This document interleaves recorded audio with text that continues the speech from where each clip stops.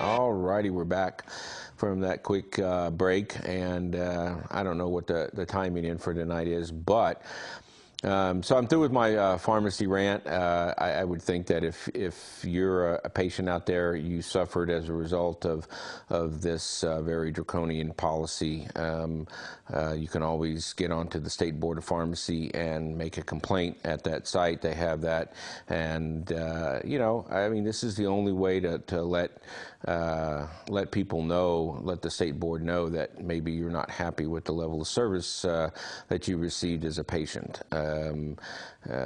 A year ago, that same Walmart was telling patients they would only fill 120 pills of any type. So if I went in there and wrote a prescription for 150, they were telling patients, well, all we're going to fill is 120. And here's this poor patient sitting at the window. It's like, well, I don't want to have to go back and see my doctor again because I just waited 2 hours to get this prescription. Okay, fill the 120. And they were just forcing people to do with less. Now, I know as well as anybody that when it comes to opioids, everybody can do with less. And that means you can take less medication. But how does that affect your life? And what's the negative side effect of that? I think we have a caller, but I don't know. They weren't using the teleprompter. So who's on the line? Ray the Flagman, Doc. Hey, Ray, how's it going, man? They didn't. They had the fax machine on. That's why you didn't get any calls in the first 15 minutes. Oh, okay. But the fax, I dialed a half a dozen times, and the Flagman doesn't give up easily. Okay. There you go. Suboxone and methadone, are they addictive or what? I have a friend in California on a Suboxone program, and she has to go in every day for a strip of Suboxone. And I know methadone has the same deal where you have to like go into some kind of clinic to take your dose. They don't let you take it home with you. And so if you could explain those two, and the next time I call in, I'm going to ask you about panic attacks. Okay. We can talk about the first one, Suboxone and methadone, and then I'll call in later for the panic attacks. Okay. Go ahead. So I think it has to do, you're right, I think the medical alternative treatments with Suboxone, and like I said, I'm not a Suboxone prescriber, so I can't give you a lot of information regarding that particular medication. But methadone, I do prescribe that not for medical alternative therapy, but for chronic pain. It has to do with the dosing interval, right? So these medications are not long-acting for more than a couple of days, for more than 24 hours. So on the dosing interval, that's what's so important, and that's why you give methadone once a day. So yeah, they're not going to give someone, you know, these products can still be, you know, abused. Methadone can still be abused to some degree. It doesn't give euphoria, and it doesn't give high. It doesn't give you a high. So for that sense, that's why it's good, you know, because it keeps you going through withdrawals. And Suboxone does the same thing. It's an agonist-antagonist. And yes, I imagine if you altered the prescription a little bit, you might be able to get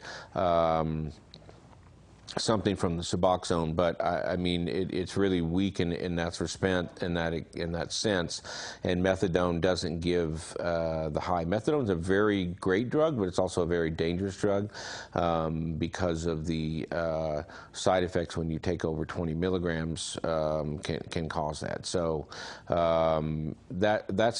that's what with methadone. So it is once a day, and for the producers, I'm going to tell them, yeah, I can see the teleprompter. So we had a little bit more of a technical difficulty there. But anyway, back on the MAT, medical alternative therapy. So methadone is a very good medication, very good. It works across all different types of pain.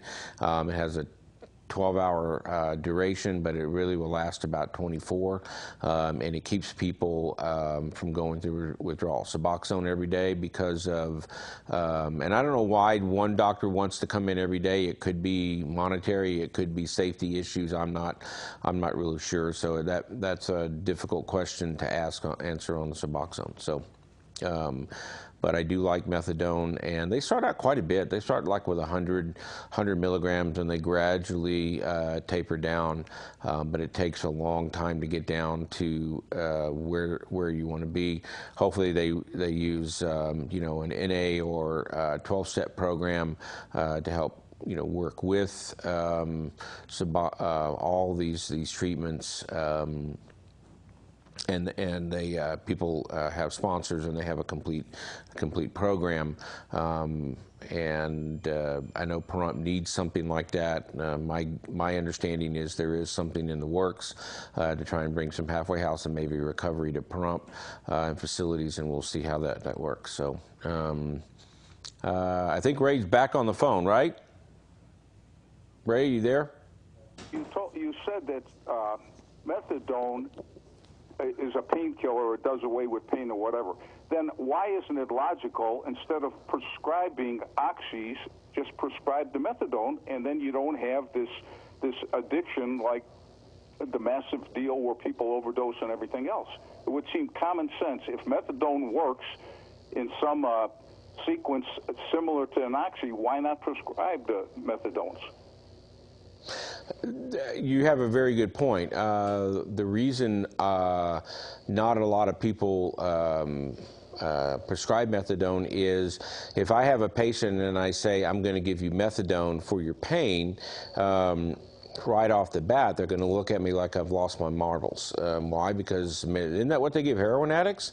So, I call that the Bates Motel, Norman and the Bates Motel. I mean, Anthony Perkins, whenever he played that role, he was always Norman after that. So methadone is always the medication that they give heroin addicts. So it has this big, unfortunate stigma, and that's why not a lot of people use it.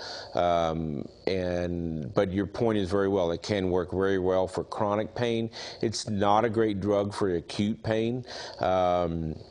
And because it has a wave, it takes 5 days for you to build up a steady state of methadone. So I can start with 10 milligrams, but I can't increase it for 10 days or 5 days. So it doesn't make useful for acute pain. Most practitioners don't understand methadone. They don't understand the conversion of other opioids to methadone. And methadone is one of these drugs that becomes stronger the more that you take. So and if you go to the CDC website on conversion,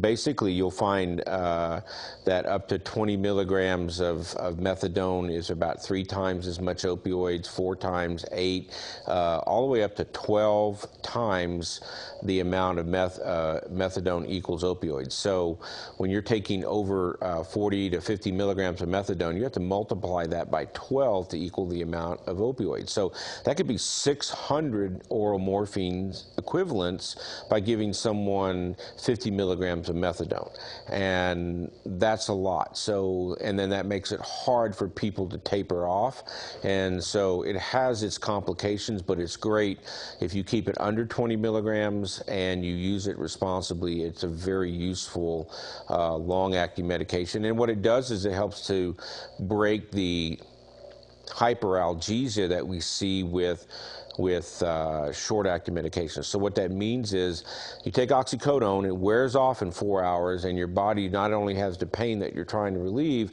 but it has the pain of the opioid leaving your system. And so that's called hyperalgesia. So that situation you avoid with methadone, but after you've had someone on opioids short-acting for a couple of weeks, maybe a month or so, it doesn't look like they're going to be able to get control of their pain. That's the time that you want to add a long-acting opioid, and then eventually you can work back. But it is a process. So. Well, you really explained it wonderfully, because I had no idea, no concept about this until you just said it right now.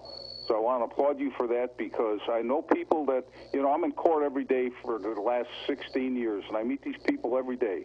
And now if I talk to them, I'll say, well, geez, like you're hooked on the oxys and stuff like that, you got to get off them. I'll tell them about Suboxone, and I'll tell them about the possibility of, methadone. To talk to their doctor, maybe get off of these oxys. Don't OD on an oxy, because you see more and more of it, So, okay, thank you very much for that, and I'll open the line up for the next caller. Okay, great. Thanks, Ray. That was it's always a good topic to try and explain it the best way I can, which is, methadone is a great drug, but it's also a poorly understood drug. And it's like true with just about any of the medications that we see today. They are all do different things. They all, and you have to be aware of their benefits and their risk, and you have to be comfortable with it. I know for nurse practitioners, they don't like to prescribe it because they have a scope of practice.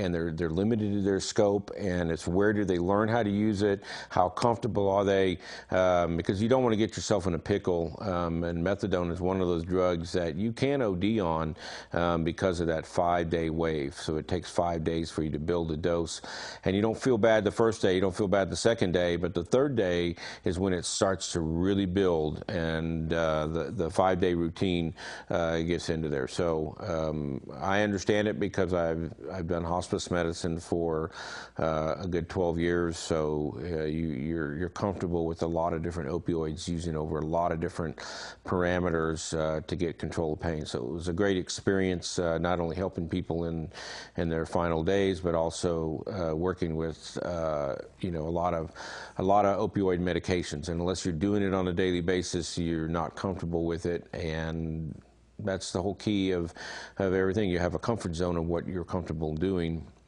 and certainly I am with that. But that being said, this is years of experience, and the nurse practitioners get there eventually because they get comfortable with it, and when they do, they can start doing that. So, and like I said, I'll get more experience with Suboxone. I'm going to be helping. I think there's an anesthesiologist who wants to come to town and help to do some Suboxone clinics here. So hopefully that will be coming soon enough, and then maybe we can get control of this crisis here in Pahrump. And there is one. I mean, I do the inmates at the jail, and that's the number one reason people go to jail is still the hard drugs. Even though marijuana is legal, these people are into that. I mean, it's certainly, like you say, Ray, it's unfortunate the jails are full of people with with marijuana. It's a poorly understood drug, a poorly understood medicine. Its time has come to accept it and embrace the particular cannabinoid, the endocannabinoid system that we have, and to be able to use it and to be able to get something out of it. Just like with everything good, there's always a bad. So I'm going to close out this section, and we'll be back in a short break, and we'll pick it up from there. Thanks.